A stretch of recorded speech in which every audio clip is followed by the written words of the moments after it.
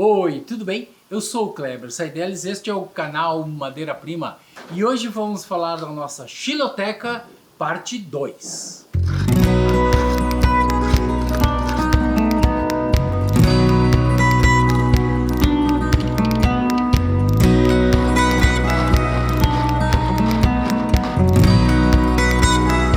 Pois bem, meus amigos, amigas, parceiros, parceiras do canal, nós apresentamos no último programa a nossa Xiloteca.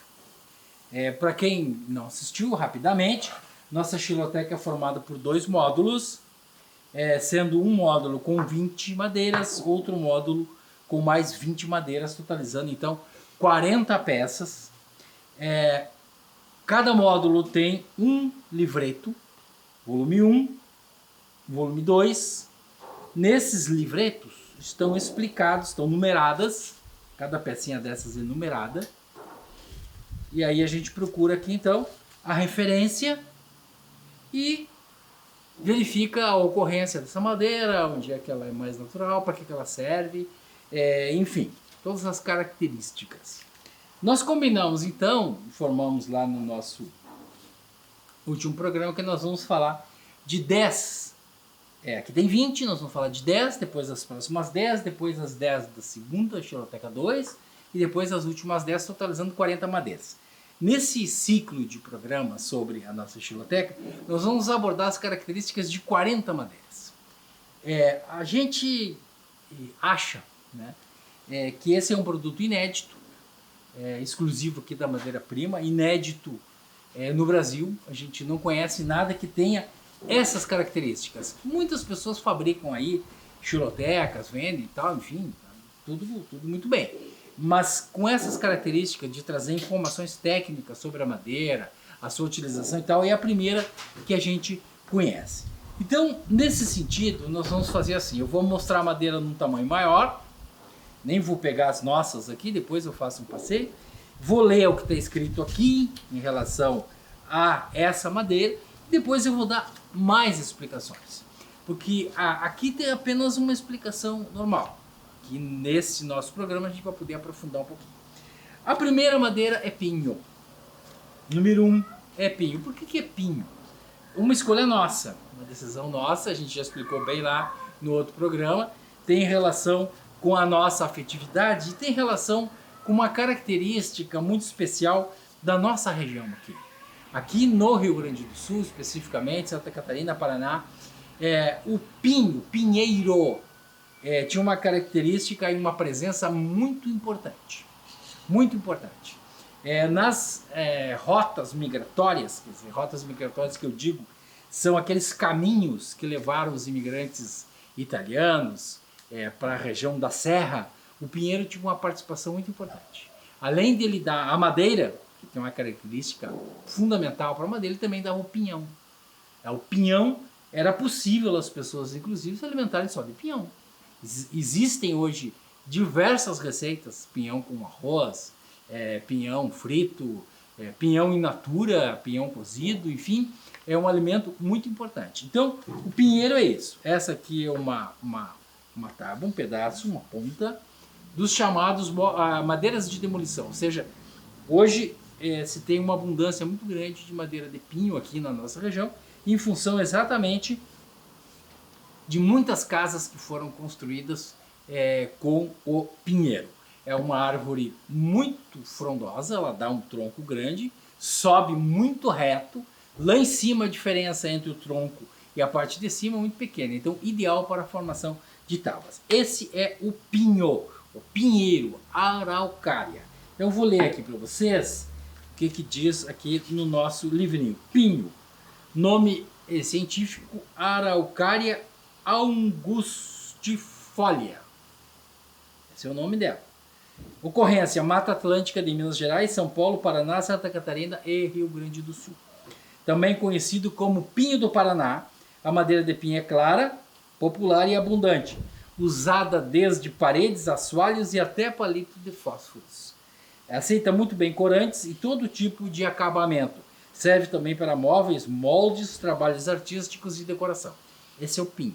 E realmente o pinho tinha essa versatilidade. E na marcenaria tem uma característica muito interessante. A gente pode transformar um pino em qualquer outra madeira. Ele aceita corantes de uma maneira muito legal. Como ela é uma madeira clara, funciona. A madeira número 2 aqui da nossa xiloteca é o pinus. Não é uma madeira brasileira. Ela vem da área norte do planeta, ou seja, Estados Unidos especificamente, Canadá. É o chamado Pinus eliotis. Eu vou ler primeiro aqui, depois eu vou falar outras características. Madeira de reflorestamento, originária da América do Norte. A madeira de pinus é utilizada preferencialmente para a extração de celulose, a madeira mais barata do Brasil. Uso temporário na construção civil para a fabricação de caixas e escoramento. Madeira macia, suscetível ao ataque de cupins e brocas. Apresenta um fungo irremovível, oriundo basicamente da secagem. Também é usada no mobiliário, mas tem pouca resistência. Então, aprofundando um pouquinho, esse aqui é o pinus. O pinus é uma madeira bonita. Ela tem inclusive algumas partes que aparecem uns nós, então é uma madeira muito interessante. O problema é que ela é fraca, ela pega muito cupim, o pinho também é suscetível a cupim. E o grande problema dessa madeira é que ela é uma árvore invasora. Então se fabrica, se faz móveis, se faz pequenos objetos, e ela é muito utilizada assim em demonstrações de marcenaria. A maioria das demonstrações dos marceneiros são nessa madeira, porque é uma madeira macia. É fácil de cortar, é fácil de lixar, é fácil de fazer uma série de coisas. Mas ela é uma árvore invasora. Então as florestas, por exemplo, de pinos, aqui na região do Rio Grande do Sul, por exemplo, só aquelas florestas, é praticamente um deserto. Os pássaros não habitam essas árvores, o chão se torna assim quase irrecuperável depois de tirar da madeira.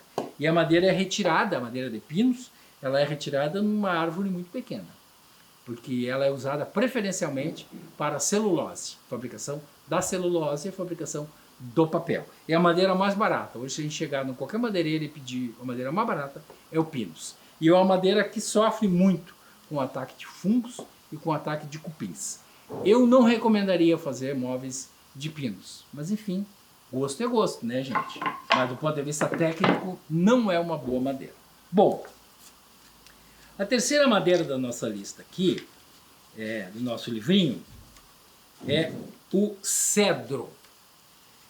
O importante do cedro é que ele existe em praticamente todas as florestas do mundo. Se vocês assistirem esses filmes que falam em florestas e tal, vocês vão ver que o cedro tem em praticamente todas as florestas do mundo. Inclusive, é uma árvore bíblica, né? Tá lá o cedro do Líbano e tal, que era uma madeira muito abundante. O que acontece? Aqui no Rio Grande do Sul e no Paraná, Santa Catarina e tal, tem os seus cedros. Inclusive, a gente tem aqui chamado cedro gaúcho. Então, o que acontece? O cedro, aqui no nosso livrinho, pertence a uma família composta por 6 espécies. 3 são brasileiras do gênero Cedrela. Isso é importante. A madeira de cedro é avermelhada e largamente empregada em estruturas de móveis, almofadas e entalhes. Macia e leve, de ótima resistência a pragas devido ao seu amargor. Também muito utilizada em esquadrias e encabeçamento de móveis. Aceita muito bem praticamente todos os tipos de corantes e vernizes. O cedro existe, que eu já falei, praticamente em todas as florestas do mundo, recebendo muitas vezes nomes locais, como o cedro do Líbano, o cedro do gaúcho, etc. A madeira cedro também é bastante utilizada na fabricação de instrumentos musicais. Por quê? Aqui eu tenho um pedaço de cedro que eu quero fazer uma ilustração sobre essa questão dos cupins. O cedro realmente é uma madeira muito amarga, o cupim não pega. Mas aqui nesta parte aqui, não sei se a Paula vai conseguir nos mostrar, aqui assim tem marcas de cupins. Então vejam vocês, é um cedro, mas ele tem marcas de cupim, sinais de cupim, ele teve cupim. Por quê? Porque esta parte aqui que nós estamos falando, que vocês estão vendo meio manchada aqui, essa parte aqui não é exatamente o cedro. Aqui é o alburno, ou seja, a área de crescimento, aquilo que a gente chama normalmente em marcenaria de branco. Na madeira a gente chama o branco da madeira.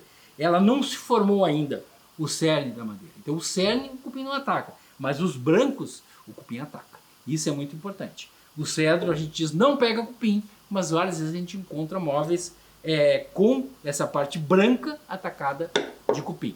Isso é muito importante. A nossa próxima madeira aqui na nossa lista é o cedro rosa. Não vou ler tudo que está aqui, eu vou preferir falar, tá? Mas o cedro rosa, que é a ocorrência, eu vou falar, desde o Panamá, Costa Rica até a Argentina. No Brasil está presente na maioria dos estados e está ameaçado de extinção. O cedro rosa é uma madeira de lei.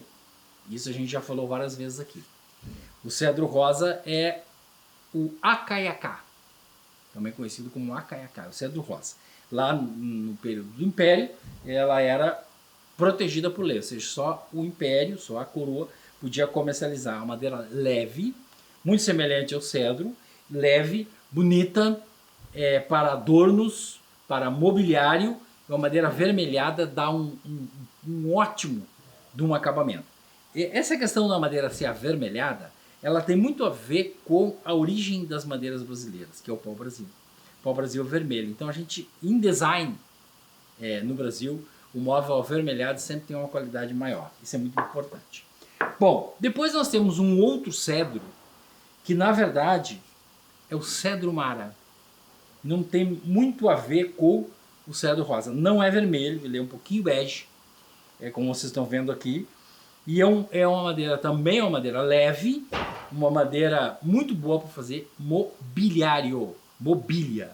Móveis que não se usa para construção civil. Tá? Se usa especificamente para o mobiliário. Vamos ver a área de ocorrência do cedro mara, que é importante. Amazonas, Mato Grosso, Pará, Rondônia, Bolívia, Colômbia, Equador, Guiana Francesa, Peru e Suriname. Também é conhecido como cedro mara tudo junto, ou cedrorama. Também é conhecida essa árvore, essa madeira do cedro mara. E aí depois nós temos uma outra madeira chamada cedrinho. Eu procurei juntar todos esses cedros juntos, mas na verdade o cedrinho não tem absolutamente nada a ver com aqueles cedros lá. Aqueles cedros são madeiras de mobiliário. Essa madeira aqui é uma madeira que não serve para mobiliário, embora algumas pessoas até possam fazer alguma coisa, algum móvel. Eu já vi alguns móveis feitos de cedrinho. Mas é uma madeira dura, um pouco mais dura, né, que o cedro, não tão dura, mas é uma madeira mais dura. Ela é uma madeira que funciona para a construção civil, especificamente na parte de madeiramento, por exemplo. Ou até mesmo na parte de caixaria, fazer caixa, fazer escoramento e tal. Não é uma madeira nobre, é uma madeira complicada para trabalhar. Vocês podem observar essas manchas mais escuras que a gente tem aqui, na verdade pequenas rachaduras. Ela racha muito, ela empena muito, como vocês podem ver essa peça aqui, ó, tem um empenamento significativo e é uma peça pequena. Então é uma madeira para construção civil, mas não para locais nobres. Aí nós entramos, eu vou apresentar as duas junto: marfim, pau marfim, ou simplesmente marfim. No nosso livrinho está pau marfim, que eu acho que foi aquilo que a gente decidiu, certo? E aí ao lado do pau marfim nós temos uma outra madeira chamada caixeta. Essa aqui é a prima pobre. Uma curiosidade sobre essas duas peças: o marfim é uma madeira extremamente dura e a caixeta extremamente macia. Quem quiser fazer escultóricos, por exemplo, em madeira clara, usa a caixeta. Marfim é para estrutura de móveis, mas móveis assim bem mais caros. Móveis, porque ela é bastante cara, é uma madeira bastante cara. A curiosidade do marfim, eu vou mostrar uma curiosidade para vocês aqui. Vocês estão vendo, vou botar assim as duas peças, certo? Essa peça do marfim, ela é praticamente da mesma espessura, mas ela é um pouco menor no seu tamanho. Ela pesa 1,595 kg. 1 kg, quase praticamente 1,6 kg, esta peça aqui. E esta peça que é muito maior, pesa 863 gramas. Então vejam vocês o seguinte: a madeira quanto mais pesada, mais qualidade ela tem. Então o marfim para mobiliário, a caixeta também, mas especificamente uma madeira muito macia, chamado pau de tamanco. Depois nós temos as últimas duas madeiras desses primeiros 10 exemplares da nossa xiloteca. Roxinho. Eu vou ler aqui o roxinho. porque é bem interessante, porque essa madeira, o roxinho, ela a gente diria que ela é única na sua categoria, pela sua cor. Ela é roxa mesmo. Então, roxinho, região amazônica e Mata Atlântica, mais na Mata Atlântica. É uma árvore de grande porte, chega a 25 metros de altura, uma madeira muito dura, alta resistência, mas é uma madeira complexa para que a gente faça um móvel com ela, porque ela é muito chamativa. Eu diria assim que se fizer um móvel de roxinho, a gente vai em seguida, a gente vai enjoar do móvel. Vai enjoar, porque ele vai ficar muito agressivo. Então ela é usada na construção civil, eventualmente, e ela é usada mais para se fazer detalhes no mobiliário. Então fazer frisos, por exemplo, fazer algumas molduras. Então ela é muito utilizada no mobiliário para essa finalidade. E aí nós temos a 10ª madeira, que eu compro briga sempre com os meus amigos, parceiros aí, marceneiros do Brasil inteiro, que é a mãe das madeiras escuras, a imbuia. E a pessoa diz, não, mas tem a braúna, porque tem a cabeça de negro, porque tem tal madeira, mas na verdade é o seguinte, gente, ela é a mãe, porque a gente não conhece, a gente não tem produção, uma grande produção, por exemplo, de madeiras, de móveis com braúna, por exemplo. Não é em todo o Brasil. A imbuia, nós temos uma mancha muito grande de imbuia, tínhamos aqui na região sul, e ela se propagou para a fabricação de móveis de qualidade desde o Brasil Império. Quando se começou a fabricar móveis no Brasil, o mobiliário que vinha do além-mar, ou seja, que vinha de Portugal, ele era um mobiliário escuro, pesado, e a madeira ideal para a fabricação desse tipo de mobiliário foi a imbuia. Por isso que hoje a gente encontra móveis de imbuia praticamente em todo o Brasil. Por isso que a gente resolveu classificar como a mãe das madeiras escuras, a imbuia, assim como o marfim é a mãe das madeiras claras. Então, gente, para nós não avançar muito, não espichar muito, não fazer um programa muito longo, nós apresentamos as 10 primeiras madeiras da nossa xiloteca do volume 1. No próximo programa nós vamos apresentar do número 11 até o número 20, depois do 21 até o 30, depois do 31 até o 40, para nós apresentar as nossas 40 espécies. Se você quiser adquirir a nossa xiloteca, entra lá no nosso site, madeiraprima.com.br, tem lá a nossa lojinha, entre lá, faça a sua escolha, faça o seu pagamento, enfim, entre em contato com a gente. Você nos encontra também no Instagram, você nos encontra no Facebook e também no nosso WhatsApp, que está lá no nosso site, para a gente fazer contato, para a gente conversar, para a gente trocar ideias sobre marcenaria, sobre restauração de móveis e, é claro, conversar sobre madeiras da nossa xiloteca. Então, para encerrar, uma frase que cada vez fica mais evidente aqui no nosso canal. Preserve seu móvel de madeira, o futuro será mais verde.